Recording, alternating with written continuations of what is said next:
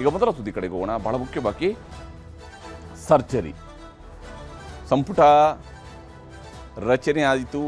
ಮುಖ್ಯಮಂತ್ರಿ ಬದಲಾವಣೆ ಅನ್ನುವಂಥದ್ದಾಗಿ ಮುಖ್ಯಮಂತ್ರಿ ಬದಲಾವಣೆ ಆಯಿತು.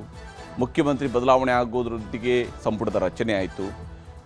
ಹೊಸಬರಿಗೇ ಮುಂದಿನ ಮಂತ್ರಿ ಸ್ಥಾನ ಅಂತ ಹೇಳಿದಂಥವರು ಕಡೆಗೆ ಹೊಸಬರಿಗೆ ಕೊಡೋ ಬದಲಿಗೆ ಮತ್ತೆ ಹಳೆಯ 6 ಸಚಿವರನ್ನ ಸಂಪುಟಕ್ಕೆ ಸೇರಿಸಿಕೊಂಡು ಹೊಸ ಸಂಪುಟದ ವಿಸ್ತರಣೆಯನ್ನು ಮಾಡ್ಕೊಂಡ್ರು. ಈಗ ಸಂಪುಟ ವಿಸ್ತರಣೆ ಆದಮೇಲೆ ಕಾಂಗ್ರೆಸ್ನ ಮನೆಯೊಳಗಡೆ ಇರುವಂಥ ಅಸಮಾಧಾನ, ಅದನ್ನು ಸಮಾಧಾನ ಮಾಡಬೇಕು ಅಂತ ಹೇಳಿದರೆ ಒಂದಿಷ್ಟು ಬದಲಾವಣೆಯ ಅಗತ್ಯತೆಯೂ ಕೂಡ ಕಾಣ್ತಾ ಇದೆ. ಆ ಅಗತ್ಯತೆಯ ಬಗ್ಗೆಯೂ ಕೂಡ ಯೋಚಿಸ್ತಾ ಇದ್ದಾರೆ. ಮತ್ತೊಂದು ಕಡೆ ನಾಗೇಂದ್ರ ಅವರ ರಾಜೀನಾಮೆಯ ಚರ್ಚೆ ಈಗ ದೊಡ್ಡ ಸ್ವರೂಪವನ್ನು ಮಾತ್ರ ಅಲ್ಲ, ದೆಹಲಿ ಮಟ್ಟಕ್ಕೂ ಕೂಡ ಹೋಗಿದೆ, ಹೈಕಮಾಂಡ್ ಅಂಗಳಕ್ಕೂ ಕೂಡ ತಲುಪಿರುವಂಥದ್ದು. ಅದರ ಮೇಲೆ ವರದಿಯನ್ನು ತೋರಿಸ್ತೀನಿ.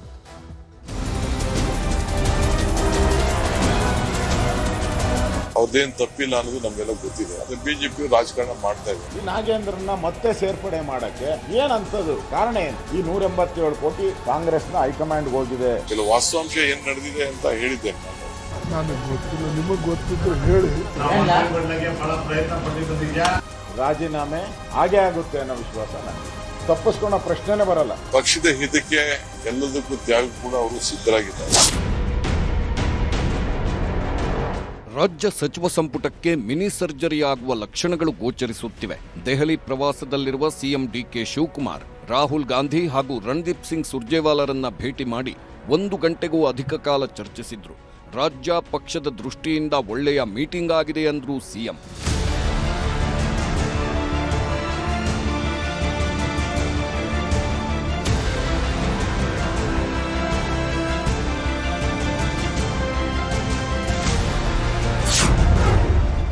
ರಾಜ್ಯದಲ್ಲಿ ಭಾರೀ ಚರ್ಚೆ ಆಗುತ್ತಿರುವ ವಾಲ್ಮೀಕಿ ಹಗರಣ, ನಾಗೇಂದ್ರ ರಾಜೀನಾಮೆ ಕೇಳುತ್ತಿರೋ ಪ್ರತಿಪಕ್ಷಗಳು, ಬಿಜೆಪಿ ಪಾದಯಾತ್ರೆ, ಪ್ರಾಸಿಕ್ಯೂಷನ್ಗೆ ಕ್ಯಾಬಿನೆಟ್ ಒಪ್ಪಿಗೆ ಕೇಳಿರೋ ರಾಜ್ಯಪಾಲರ ವಿಚಾರ ಹಾಗೂ ಪಕ್ಷದೊಳಗಿನ ಅಸಮಾಧಾನಿತರ ನಡೆಗಳ ಬಗ್ಗೆಯೂ ಈ ಸಭೆಯಲ್ಲಿ ಚರ್ಚೆಗಳಾಗಿವೆ. ಖಂಡಿತ ರಾಹುಲ್ ಗಾಂಧಿ ಅವ್ರನ್ನ ಭೇಟಿ ಮಾಡಿದ್ದೆ. ಏನೇನು ಮಾತಾಡಬೇಕು ಅವೆಲ್ಲ ನಮ್ಮ ರಾಜ್ಯದ ಹಿತಕ್ಕೆ, ರಾಷ್ಟ್ರದ ಹಿತಕ್ಕೆ, ಪಕ್ಷದ ಹಿತಕ್ಕೆ ಎಲ್ಲ ಕೂಡ ನಾವೆಲ್ಲ ಮಾತಾಡಿದ್ದೇವೆ.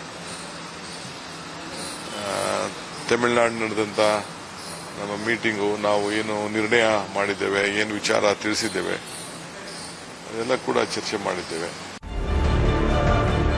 ರಾಹುಲ್ ಗಾಂಧಿ ಭೇಟಿ ಬಳಿಕ ಸಿಎಂ ಹೇಳಿದ ಮಾತುಗಳಿಂದ ಹಲವರಿಂದ ರಾಜೀನಾಮೆ ಪಡೆದು ಇನ್ನಷ್ಟು ಮಂದಿಗೆ ಸ್ಥಾನಮಾನ ನೀಡುವ ಸುಳಿವು ಸಿಕ್ಕಿದೆ. ಬಿ ನಾಗೇಂದ್ರ ರಾಜೀನಾಮೆ ಸನ್ನಿಹಿತವಾಗಿದೆ. ನಾಗೇಂದ್ರ ರಾಜೀನಾಮೆ ಕೊಟ್ಟರೆ ಆ ಸ್ಥಾನವನ್ನ ಸಂಡೂರು ಶಾಸಕಿ ಅನ್ನಪೂರ್ಣ ತುಕಾರಾಂಗೆ ನೀಡುವ ಸಾಧ್ಯತೆಗಳಿವೆ. ಆಗ ವಾಲ್ಮೀಕಿ ಕೋಟಾ, ಬಳ್ಳಾರಿ ಕೋಟಾ ಹಾಗೂ ಮಹಿಳಾ ಕೋಟಾದಡಿ ಮಂತ್ರಿ ಸ್ಥಾನ ನೀಡಿದಂತಾಗುತ್ತದೆ. ಹಾಗೆ ಸಂಪುಟದಲ್ಲಿರುವ 2-3 ಮಂದಿಯ ರಾಜೀನಾಮೆ ಪಡೆದು ಕುರುಬ ಕೋಟಾದಲ್ಲಿ ಬ್ಯಾಡಗಿ ಶಾಸಕ ಬಸವರಾಜ ಶಿವಣ್ಣನವರಿಗೆ ಅವಕಾಶ ಸಿಗಬಹುದು. ಒಕ್ಕಲಿಗ ಹಿರಿಯ ಕೋಟಾದಲ್ಲಿ ವಿಜಯನಗರ ಶಾಸಕ ಎಂ ಕೃಷ್ಣಪ್ಪಗೆ ಅವಕಾಶ ಸಿಗಬಹುದು. ಮುಸ್ಲಿಂ ಕೋಟಾದಲ್ಲಿ ನರಸಿಂಹರಾಜ ಶಾಸಕ ತನ್ವೀರ್ ಸೇಠ್ಗೆ ಅವಕಾಶ ಸಿಗೋ ಸಾಧ್ಯತೆಗಳಿವೆ.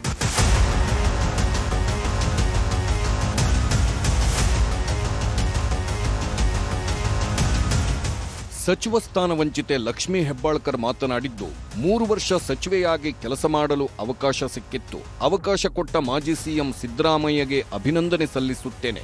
ಪಕ್ಷ ಸಚಿವರಾಗುವಂತೆ ಮತ್ತೊಮ್ಮೆ ಅವಕಾಶ ಕೊಟ್ಟರೆ ಕೆಲಸ ಮಾಡುತ್ತೇನೆ. ಅವಕಾಶ ಕೊಡದಿದ್ದರೆ ಪಕ್ಷದ ಶಿಸ್ತಿನ ಸಿಪಾಯಿಯಾಗಿ ಕೆಲಸ ಮಾಡುತ್ತೇನೆ ಎಂದಿದ್ದಾರೆ.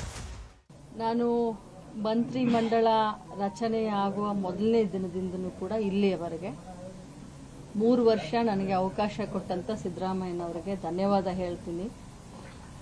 ಮುಂದೆ ಪಕ್ಷ ಅವಕಾಶ ಕೊಟ್ಟರೆ ಕೆಲಸ ಮಾಡ್ತೀನಿ, ಕೊಡಲಿಲ್ಲ ಅಂತಂದ್ರೂ ಕೂಡ ಪಕ್ಷದ ಶಿಸ್ತಿನ ಸಿಪಾಯಿ ಆಗಿರ್ತೀನಂತ ಅವತ್ತಿಂದ ಹಿಡ್ಕೊಂಡು ಇದು ಒಂದೇ ಉತ್ತರವನ್ನು ನಾನು ಕೊಡ್ತೀನಿ. ಆದ್ರೆ ಇದ್ಯಾವುದರ ಬಗ್ಗೆಯೂ ಸದ್ಯಕ್ಕೆ ಚರ್ಚೆಗಳೇನೂ ಆಗಿಲ್ಲ ಅಂತಾರೆ ಮಲ್ಲಿಕಾರ್ಜುನ್ ಖರ್ಗೆ. ಸಂಪುಟ ರಚನೆ, ಕಿತ್ತಾಕೋದು ಏನೇ ಇದ್ರೂ ಅದು ನನ್ನ ಟೇಬಲ್ ಮೇಲೆ ಬರಬೇಕು. ಸದ್ಯಕ್ಕೆ ಅಂಥದ್ದೇನೂ ಇಲ್ಲ ಅಂತಿದ್ದಾರೆ. ನನಗೆ ಗೊತ್ತಿಲ್ಲ, ನಿಮಗೆ ಗೊತ್ತಿದ್ರೆ ಹೇಳಿ. ಇಲ್ಲ ನಿಮಗೇನಾರ ಗೊತ್ತಿದ್ರೆ ಹೇಳಿ. ನನಗಿನ್ನ ಏನಾದರೂ ಸುದ್ದಿ ಬಂದಿಲ್ಲ. ಅರೆ ನಾನು ಗುಲ್ಬರ್ಗಾದಲ್ಲಿದ್ದೀನಿ. ಏನಾರ ಬರಬೇಕಾದ್ರೆ ಫೈಲ್ ನನ್ನ ಹತ್ರನೇ ಬರಬೇಕಲ್ಲ, ಬೇರೆಯವ್ರ ಹತ್ರ ಅಂತೂ ಹೋಗಲ್ಲ. ಯಾರಿಗೆ ನೀವು ಅಪಾಯಿಂಟ್ ಮಾಡಬೇಕಾದ್ರೆ, ಯಾರಿಗೆ ಮಂತ್ರಿ ಪದವಿಯಲ್ಲಿ ತಗೊಳ್ಬೇಕು ತೆಗಿಬೇಕಂದ್ರೆ ಅದು ನನ್ನ ಹತ್ರ ಬರದೇ ಹೋಗೋದಿಲ್ಲ. ಅದು ಬಂದ ಮೇಲೆ ನಿಮಗೆ ಫೋನ್ ಮಾಡಿ ಹೇಳ್ತೀನಿ.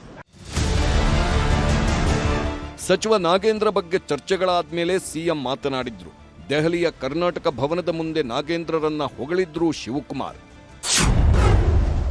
ನಾಗೇಂದ್ರ ಪಕ್ಷನಿಷ್ಠ, 4 ಬಾರಿ ಗೆದ್ದಿದ್ದು ಪಕ್ಷದ ಆಸ್ತಿ.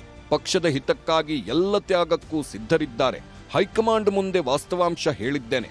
ಹೈಕಮಾಂಡ್ನವರೇ ನಿರ್ಧಾರ ತೆಗೆದುಕೊಳ್ತಾರೆ ಎಂದ್ರು.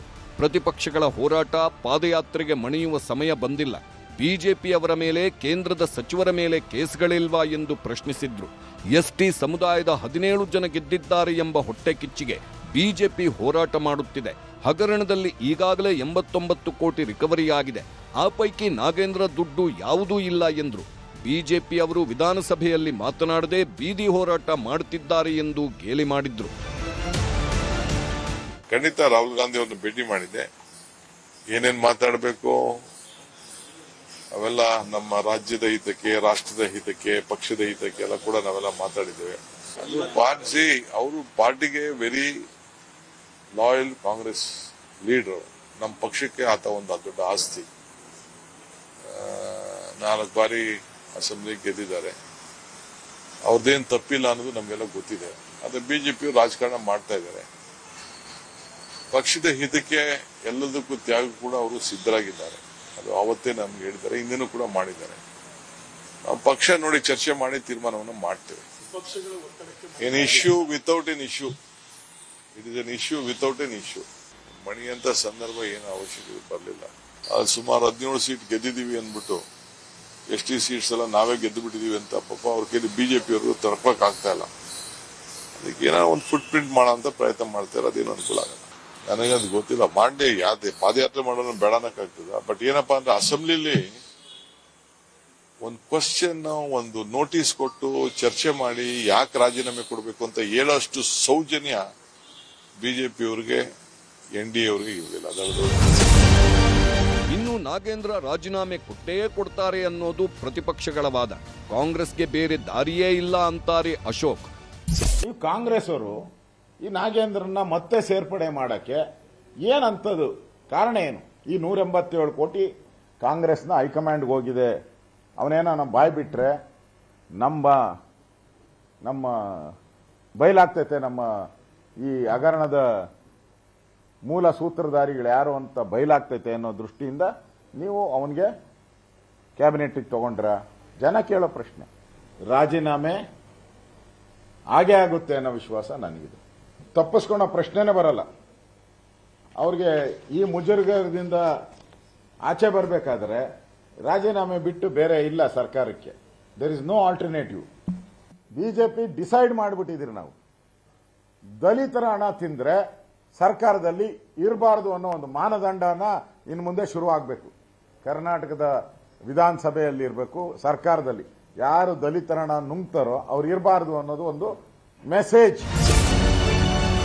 ಅಶೋಕ್ ಹೇಳಿಕೆಗಳಿಗೆ ಆರೋಗ್ಯ ಸಚಿವ UT ಖಾದರ್ ಟಾಂಗ್ ಕೊಟ್ರು. ಜನರ ದುಡ್ಡಿನಲ್ಲಿ ನಡೆದ ಅಧಿವೇಶನದಲ್ಲಿ ಮಾತನಾಡದೆ ಗಲಾಟೆ ಮಾಡಿ ಹಾಳು ಮಾಡಿದ್ರು. ರಾಜ್ಯದ ಜನ ಕ್ಷಮಿಸೋದಿಲ್ಲ ಅಂದ್ರು. ಪಾದಯಾತ್ರೆ ಮಾಡಿ ಕಾಲಿಗೆ ನೋವು, ಗಾಯಗಳಾದ್ರೆ ಆರೋಗ್ಯ ಇಲಾಖೆ ಮುತುವರ್ಜಿ ವಹಿಸುತ್ತೆ ಎಂದು ಗೇಲಿ ಮಾಡಿದ್ರು. ದೇವರಿಗಿಂತಲೂ ಜಾಸ್ತಿ ನಾಗೇಂದ್ರನ ಹೆಸರನ್ನು ಪ್ರತಿಪಕ್ಷದವರು ಹೇಳಲಿಕ್ಕೆ ಅದು ದೇವರೇ ಅವರಿಗೆ ಮನಸ್ಸು ಕೊಟ್ಟದ್ದು, ಇಲ್ಲದ ಹೇಳಲಿಕ್ಕೆ ಇಲ್ಲ. ಎರಡನೇದು ಪ್ರತಿಭಟನೆ ನಮ್ಮ ಪ್ರಜಾಪ್ರಭುತ್ವದ ಸೌಂದರ್ಯ. ಆ ಪ್ರತಿಭಟನೆ ಮಾಡಬೇಡಿ ಅಂತ ಯಾರು ಹೇಳ್ತಾರೆ? ಇವರಿಗೆ ಮಾಡಲಿ. ಆದರೆ ವಿಧಾನಸಭೆಯನ್ನು ರಾಜಕೀಯದ ಪ್ರತಿಭಟನೆ ವೇದಿಕೆಯನ್ನಾಗಿ ಮಾಡಿದ್ದು ತಪ್ಪು. ಅದು ಜನ ಕ್ಷಮಿಸುತ್ತಿಲ್ಲ. ಇನ್ನು ಹೊರಗಡೆ 500 ಅಲ್ಲ 1000 ಕಿಲೋಮೀಟರ್ ಪಾದಯಾತ್ರೆ ಆಗಲಿ, ಆರೋಗ್ಯಕ್ಕೆ ಪೂರ ಹೆಚ್ಚು ಕಮ್ಮಿ ಆದರೆ ಕಂಪ್ಲೀಟ್ ಇವರ ವ್ಯವಸ್ಥೆ ನಾನು ಆರೋಗ್ಯ ಇಲಾಖೆ ನೋಡಿಕೊಳ್ತೇವೆ. ನಮಗೇನು ಅದರಲ್ಲಿ ಬೇಜಾರಿಲ್ಲ. ಹೊರಗಡೆ ಎಷ್ಟೇ ಮೈಕಿದು ಬೊಬ್ಬೆ ಹಾಕಲಿ, ಫುಲ್ಲು ಕರೆಂಟ್ ಕೊಡೋ ಕೆಲಸ ನಾವು ಇವತ್ತು ಮಾಡಿದಕ್ಕೆ ನಮ್ಮ ಕಣ್ಣು ಕಟ್ಟು ಮಾಡಿ ಹೋಗೋದಿಲ್ಲ. ಅದು ಅವರ ಡ್ಯೂಟಿ. ಆದರೆ ಒಳಗಡೆ ಮಾಡಿದವರು ಸರಿಯಲ್ಲ. ಕಾಂಗ್ರೆಸ್ ಈಗಾಗಲೇ ಹೇಳಿದೆ, ನಾವು ಯಾಕೆ ಅವರಿಗೆ ಮಂತ್ರಿ ಸ್ಥಾನ ಕೊಟ್ಟಿದ್ದೇವೆ ಅಂತ ಬಹಳ ಸ್ಪಷ್ಟವಾಗಿ ಹೇಳಿದೆ. ಇದನ್ನು ಅವ್ರಿಗೆ ಗೊತ್ತಿದೆ ಮತ್ತೆ ನಾವೇ ಅಧಿಕಾರಕ್ಕೆ ಬರ್ತೀವಿ ಅಂತ, ಉತ್ತಮ ಆಡಳಿತ ಕೊಡ್ತಾ ಇದ್ದೀವಿ ಅಂತ ಗೊತ್ತಿದೆ. ಅವರು ಪಾದಯಾತ್ರೆ ಮಾಡಬೇಕು ಅಂತ ಹೇಳಿದರೆ ನೀಟ್ ಏನು ಪ್ರಶ್ನೆ ಪತ್ರಿಕೆ ಸೋರಿಕೆ ಆಗಿದೆ, ಅದರ ವಿರುದ್ಧ ಪಾದಯಾತ್ರೆ ಮಾಡಬೇಕಾಗಿತ್ತು. ಅವ್ರದೇ ಆದಂಥ 7 ಮುಖ್ಯಮಂತ್ರಿಗಳ ಮೇಲೆ ಗುರುತರವಾದಂಥ ಆರೋಪಗಳಿದ್ದಾವೆ. ಅನೇಕ ಅಪರಾಧಿ ಕೃತ್ಯಗಳು ಮಾಡಿದಂಥ ಆರೋಪ, ಅವ್ರ ಮೇಲೆ ಚಾರ್ಜ್ ಶೀಟ್ಗಳಾಗಿದೆ, ಅಂಥವ್ರಿಗೆ ರಾಜೀನಾಮೆ ಕೊಡಬೇಕು ಅಂತ ಅವ್ರು ಕೇಳಬೇಕಾಗಿತ್ತಲ್ಲ. ಕೇಳಿದಾರೆ ಇಲ್ಲಿವರೆಗೆ ಅವ್ರಿಗೇನು ನೈತಿಕತೆ ಇದೆ? ಗೌರವ ಸ್ಥಾನಕ್ಕಾಗಿ ಶಾಸಕರ ಪಟ್ಟು. ನಾಳೆ ದೆಹಲಿಗೆ 10 ರಿಂದ 12 ಶಾಸಕರ ನಿಯೋಗ. ಸಿಎಂ ಶಿವಕುಮಾರ್ ದೆಹಲಿಗೆ ಹೋಗಿ ಸಂಪುಟ ವಿಸ್ತರಣೆ ಬದಲಾವಣೆ ಬಗ್ಗೆ ಚರ್ಚೆ ಮಾಡುವಾಗಲೇ ಅಸಮಾಧಾನಿತ ಶಾಸಕರು ಕೂಡ ಹೈಕಮಾಂಡ್ ಕದತಟ್ಟಲು ಮುಂದಾಗಿದ್ದಾರೆ. ಗೌರವಯುತ ಸ್ಥಾನಮಾನ ನೀಡುವಂತೆ ಹೈಕಮಾಂಡ್ ಮುಂದೆ ಹಕ್ಕೊತ್ತಾಯ ಮಂಡಿಸಲಿದ್ದಾರೆ. ಶಾಸಕರುಗಳಾದ Ashok Pattan, Basanagouda Daddal, KY Nanjegowda, Hampanagouda Badarli, Tarikere Srinivas, DG Shanthanagouda, NH Konareddy ಸೇರಿದಂತೆ ಹಲವರು ನಾಳೆ ದೆಹಲಿಗೆ ಹೋಗುವ ಸಿದ್ಧತೆ ಮಾಡಿಕೊಂಡಿದ್ದಾರೆ. ನಿಗಮ ಮಂಡಳಿ ಸ್ಥಾನಗಳ ಮೇಲೆ ಕಣ್ಣಿಟ್ಟಿರುವ ಶಾಸಕರು ಸಿಕ್ಕರೂ ಕೆಲಸ ಮಾಡ್ತೇವೆ, ಸಿಗದಿದ್ದರೆ ಪಕ್ಷಕ್ಕಾಗಿ ದುಡಿಯುತ್ತೇವೆ ಅಂತಿದ್ದಾರೆ. ಮಲ್ಲಿಕಾರ್ಜುನ್ ಖರ್ಗೆ ಅವರೇ ಹೇಳುವಂತೆ ಖರ್ಗೆ ಟೇಬಲ್ ದಾಟಿ ಯಾವ ಫೈಲ್ ಕೂಡ ಮುಂದೆ ಹೋಗೋದಿಲ್ಲ. ಸಂಪುಟದಿಂದ ವಜಾ, ಹೊಸ ಸೇರ್ಪಡೆ, ಹೊಸ ನೇಮಕಾತಿ ಇದೆಲ್ಲವೂ ಖರ್ಗೆ ನೇತೃತ್ವದ ಸಭೆಯಲ್ಲೇ ಆಗಬೇಕು. ಹಾಗಾಗಿ ಖರ್ಗೆ ಅವರು ದೆಹಲಿಗೆ ಹೋಗಿ ಮತ್ತೊಂದು ಸುತ್ತಿನ ಸಭೆ ಆಗೋವರೆಗೂ ಎಲ್ಲವೂ ಕುತೂಹಲವಾಗೇ ಕಾದಿರುತ್ತೆ. Bureau report, news 18. ಹೀಗೆ ದೆಹಲಿಯಲ್ಲಿ ಆಗಿರುವಂತಹ ಚರ್ಚೆಯ ಪರಿಣಾಮವಾಗಿ ಮತ್ತು ಮಲ್ಲಿಕಾರ್ಜುನ ಖರ್ಗೆ ಅವರು ಹೇಳಿದ ರೀತಿಯಲ್ಲಿ ಅವರ ಮುಂದೆ ಫೈಲ್ ಹೋದ ನಂತರ ಏನಾಗುತ್ತೆ, ರೆಸಿಗ್ನೇಷನ್ ಅಕ್ಸೆಪ್ಟ್ ಆಗುತ್ತಾ, ರೆಸಿಗ್ನೇಷನ್ ವಿಚಾರದಲ್ಲಿ ಏನು ಚರ್ಚೆ ಆಗುತ್ತೆ, ಸಂಪುಟಕ್ಕೆ ಸರ್ಜರಿ ಮಾಡ್ತಾರಾ, ಏನು ನಿರ್ಧಾರಗಳನ್ನು ಕೈಗೊಳ್ತಾರೆ, ಇವೆಲ್ಲವೂ ಕೂಡ ನೋಡಬೇಕಾಗುತ್ತೆ.